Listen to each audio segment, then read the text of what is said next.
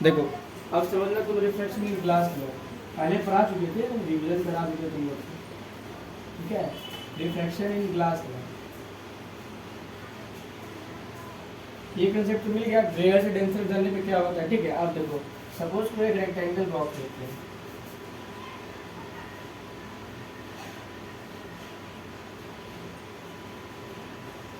चारों तरफ से पैक है, कोई दिक्कत। इसको हम बोल दिया अंदर क्या है, ग्लास है, क्या है अंदर ग्लास, और बाहर एयर है, बाहर क्या है एयर। तो जनरली से बात है ये पूरा एयर होगा, ठीक है। एयर कौन सा मीडियम हुआ, एयर मीडियम, और ग्लास कौन सा मीडियम हुआ,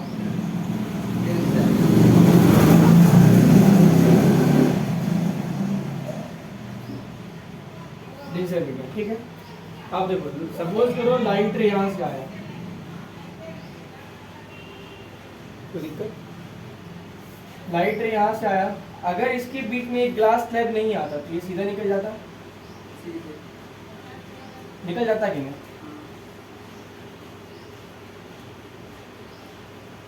सीधा निकल जाता, कोई दिक्कत नहीं। अब ये आ गया तो हम लोग क्या करेंगे, जो पॉइंट पे टकराया, इस पॉइंट पे टकराया, इस पॉइंट पे क्या ड्रॉ करेंगे, नॉर्मल, नॉर्मल ड्रॉ करेंगे, कोई भी दिक्कत। अब देखो कहाँ रेयर से डेंसर घुस रहा है, देखो रेयर से डेंसर में आ रहा है, और तुम लोग को पढ़ाए हैं कि अगर रेयर से डेंसर में जा रहा है क्या होगा, झुक जाएगा किसके नॉर्मल तरफ? तरफ। हाँ, रेयर से अगर डेंसर में जाएगा bend toward normal normal, normal तरफ झुकेगा, सीधा निकल जाएगा, कोई दिक्कत।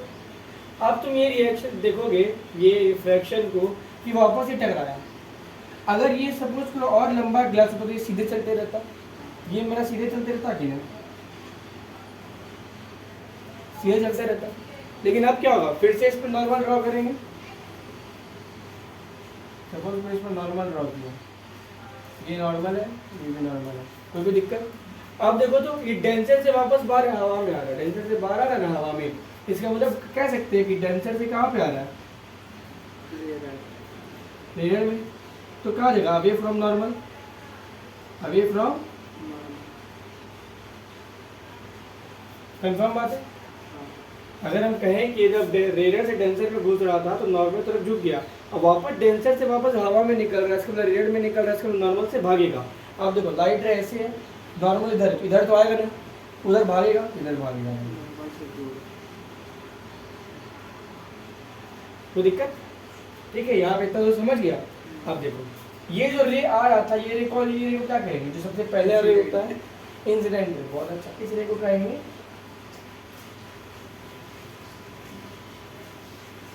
इंसिडेंट रे, ठीक है। अब ये जो रे यहाँ से रिफ्रैक्ट हुआ, इस रिफ्रैक्ट को क्या कहेंगे, रिफ्लेक्टेड रे।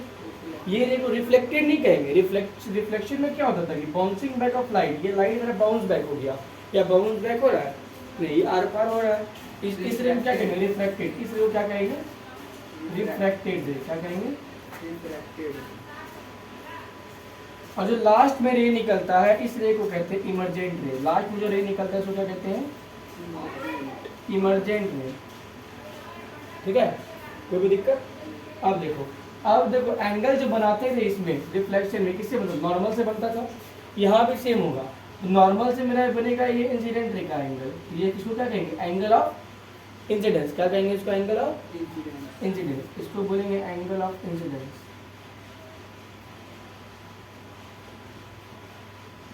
अब ये भी रिफ्लेक्शन बन रहा है इसके साथ, रिफ्रैक्शन के साथ, तो इसको क्या कहेंगे, आर, ये हो जाएगा एंगल ऑफ रिफ्रैक्टेड, रिफ्रैक्शन, ये आर मेरा क्या हो जाएगा, एंगल ऑफ, ये हो जाएगा एंगल ऑफ, क्या हो गया, रिफ्रैक्शन, ठीक है।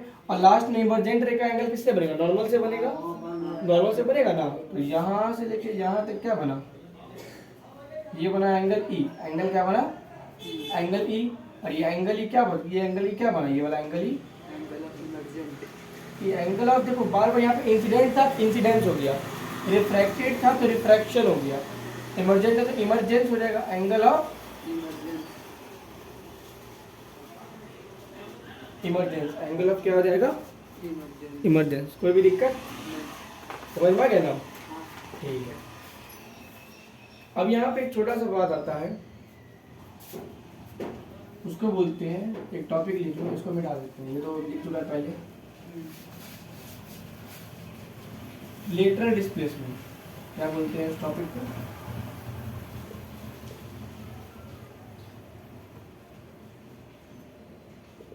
लेटरल डिस्प्लेसमेंट, ठीक है। तो लेटरल डिस्प्लेसमेंट क्या होता है, एक बार में समझ लो। यहाँ देखो, इंसिडेंट रे का जो पहले पाथ था वो इस डायरेक्शन में था, इंसिडेंट रे का जो डायरेक्शन था वो सीधे था। अब देखो उसी का ये रिफ्लेक्ट होके ये ग्लास स्लैब बस बीच में लाके रख दिए, इस इंसिडेंट रे के बीच में क्या लाके रख दिए, ग्लास स्लैब। और वही रिफ्लेक्ट, ये इंसिडेंट रे रिफ्लेक्ट होके कभी ऐसे गया कभी ऐसे गया, ठीक है।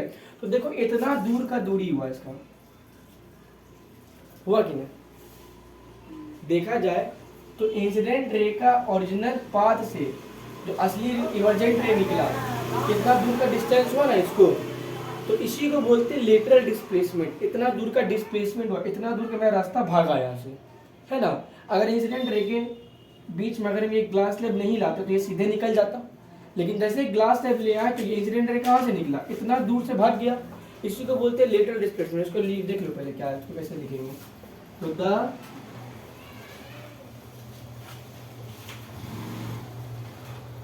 distance between the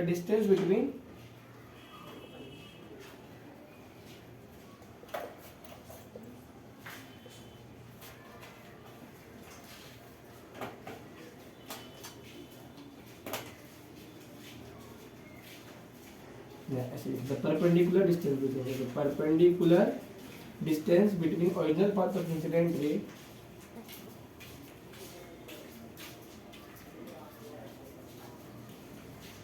and emergent ray, इसको बोलते हैं लेटरल डिस्प्लेसमेंट। इसको क्या बोलते हैं, लेटरल डिस्प्लेसमेंट। इसको लिख लो।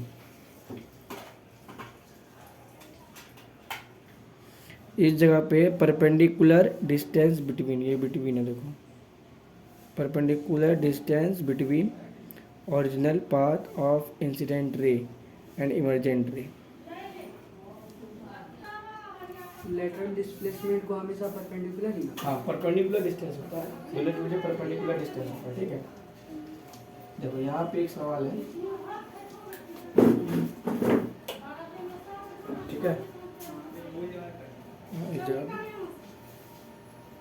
शटर गिरा देते हैं, देखो इसमें से एक छोटा सा बात समझना न्यूमेरिकल के लिए कि जैसे रिफ्लेक्शन में क्या होता था, रिफ्लेक्शन में तुम्हारा एंगल आई बराबर एंगल आर हो जाता था, लेकिन यहाँ पे ऐसा नहीं होगा। यहाँ पे एंगल आई बराबर एंगल आर नहीं होगा रिफ्रैक्शन में, ऐसा नहीं होता, ठीक है। और ये किसका केस था, ये रिफ्लेक्शन का केस था। एंगल आई बराबर एंगल आर किस में होता था, रिफ्लेक्शन में, लेकिन रिफ्रैक्शन में एंगल आई बराबर एंगल आर नहीं होता है। तो इसमें होता है क्या है, इसमें होता है एंगल आई बराबर एंगल ई हो जाता है। इसको हमेशा याद रखना है, इसमें क्या हो जाएगा, एंगल आई बराबर एंगल ई। एंगल आई क्या है तुम्हारा, angle of incidence, angle of incident.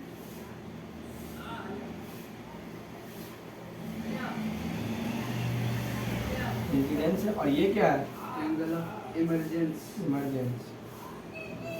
तो देख लो एक बार फिर से, एंगल ऑफ इंसिडेंस का जो सबसे पहले बनता है, और angle of emergent ray, angle of emergence सबसे लास्ट में बनता है। वो भी किससे बनता है, नॉर्मल से। किससे बनता है, नॉर्मल से। ये बात समझ में आ गया।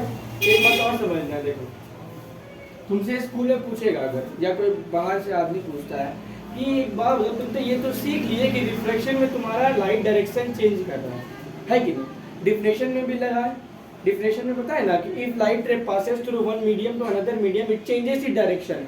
डायरेक्शन चेंज क्यों हो रहा है, क्वेश्चन आएगा व्हाई डायरेक्शन इज चेंज, तब क्या बोलोगे, मीडियम चेंज होने के कारण। नहीं, क्वेश्चन आएगा आपको why light changes its direction.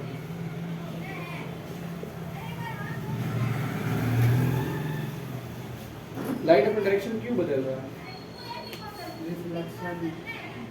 इसको लिखो।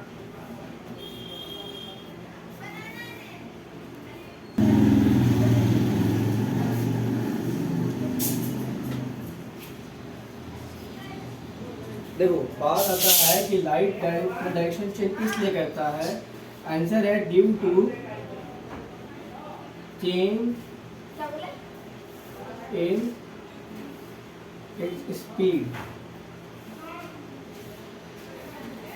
देखो इतना तेजी से लाइट रे आया, मीडियम में भारी भरकम बना मिला, जगह भरा हुआ, हवा में तो एकदम पूरा खुला है, आराम से स्पीड में जा रहा था, अब इसको भारी भरकम वाला जगह मिला तो स्पीड में सीधा निकल रहा था, अब क्या हुआ इसका स्पीड चेंज कम हो गया, स्पीड कम क्या हो गया, कम हो गया, तो स्लो डाउन होकर थोड़ा ऐसे झुक गया, ठीक है।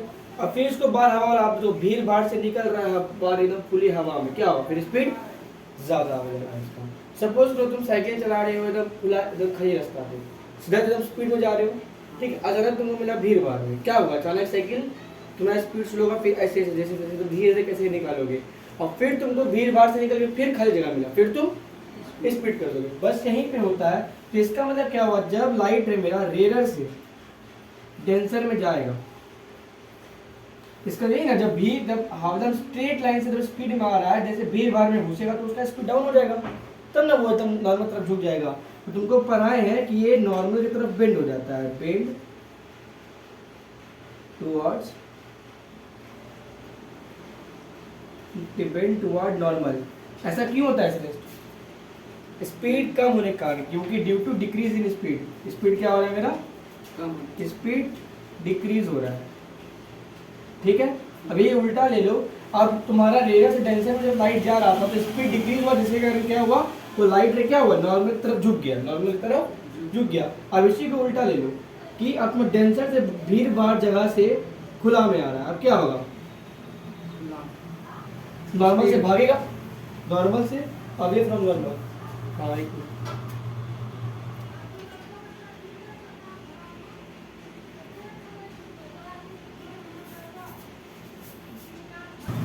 ठीक है। अब यहाँ पे क्या हो रहा है, डेंसर में जा रहा है, इसका मतलब डेंसर से वापस निकलेगा तो अब नॉर्मल क्या वे हो रहा है, क्यों हो रहा है, क्योंकि यहाँ पे इसका स्पीड क्या हो गया, इस जगह पे इसका स्पीड क्या हो गया, अच्छा लिखते हैं यहाँ पे, इस जगह पे इसका स्पीड क्या हो गया, स्पीड क्या हो गया, इंक्रीज हो गया। इसीलिए ना बाहर भी तुम है ना भीड़ भाड़ वाला जगह से बाहर निकले तुम और स्पीड में कर दोगे गाड़ी को अपना, वो यहाँ पे करता है, जैसे डेंसर से रिलेटेड, जैसे भाई नॉर्मली बाहर क्यों, स्पीड इंक्रीज होने के कारण। एग्जाम में क्वेश्चन आएगा तुम्हारा ऑप्शन में कि लाइट गोज फ्रॉम रेडियर to denser, it bends toward normal due to decrease in speed, increase in speed, both none, क्या लिखोगे, due to decrease in speed. समझ में, ऐसे ऑप्शन देता है, छोटा छोटा पॉइंट पर लोगे पूरा सारा ऑप्शन अगर क्लियर हो जाएगा, ठीक है। ये समझ में आ गया, लिख लो उसको, स्पीड इंक्रीज वाला वहाँ पे लिख लिया, पेंसिल ग्रेड में जाने के बाद स्पीड उसका इंक्रीज हो जाता है, ठीक है। अब पढ़ेंगे हम लोग लॉ ऑफ रिफ्रैक्शन, इसी में देखते हैं लॉ ऑफ लाइट कितना डिग्री पे झुकता है, इसका भी कोई फॉर्मूला हो। हाँ है तो एंगल आई बराबर एंगल ई हो जाता है, देखेंगे इसका फॉर्मूला अभी, देखेंगे इसका फॉर्मूला, देखेंगे न्यूमेरिकल में आएंगे ना, देखेंगे इसका फॉर्मूला, बहुत बड़ा लंबा लंबा फॉर्मूला है इसका, देखेंगे इसको लीजिए ना, आइडियल लॉज ऑफ रिफ्लेक्शन।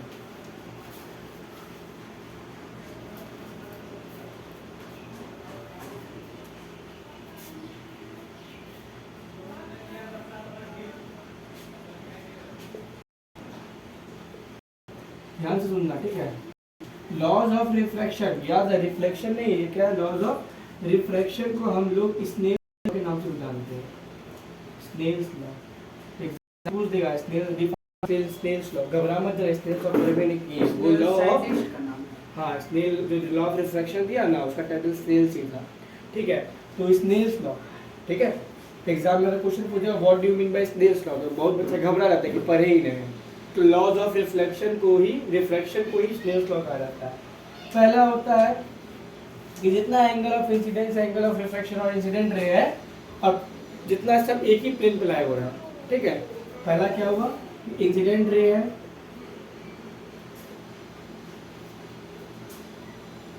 फिर हो गया एंगल ऑफ इंसिडेंस, फिर नॉर्मल, फिर एंगल ऑफ रिफ्लेक्शन या point of incidence,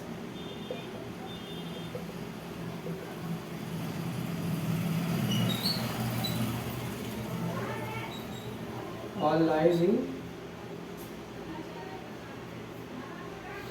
same plane, all lies in same plane. अब जो दूसरा क्या है हमारा, दूसरा बहुत इंपॉर्टेंट है। दूसरा है, समझ लो, दूसरा ऐसे जो सिंबल पहले लिखा देते हैं, sine i by sine r equals to constant हो जाता है। ये समझ में नहीं आएगा लेकिन मतलब यही होता ही है, समझ लो। इसका देखो क्या होता है, ऐसे लिखना, angle sine of angle of incidence, पहला इंसिडेंस। अब ये जो क्या है, एक रेशियो है ना, देखो इसको क्या बोलते हैं, रेशियो। इसको रेशियो का आगे में लगा देंगे रेशियो ऑफ, आगे में क्या लगा देंगे, ratio of sine of angle of incidence, ये पहला वाला, जिसको हम लोग माने sine i to the sine of angle of refraction, जिसको हम लोग माने साइन आर इज कांस्टेंट, ये होता है sine of angle of incidence, sine of angle of refraction is equals to constant. वो क्या हो जाता है हमारा, कांस्टेंट। कांस्टेंट कभी कभी हम लोग आर से भी डिनोट करते हैं, ठीक है, कांस्टेंट कभी कभी हम लोग आर से भी डिनोट करते हैं। हाँ,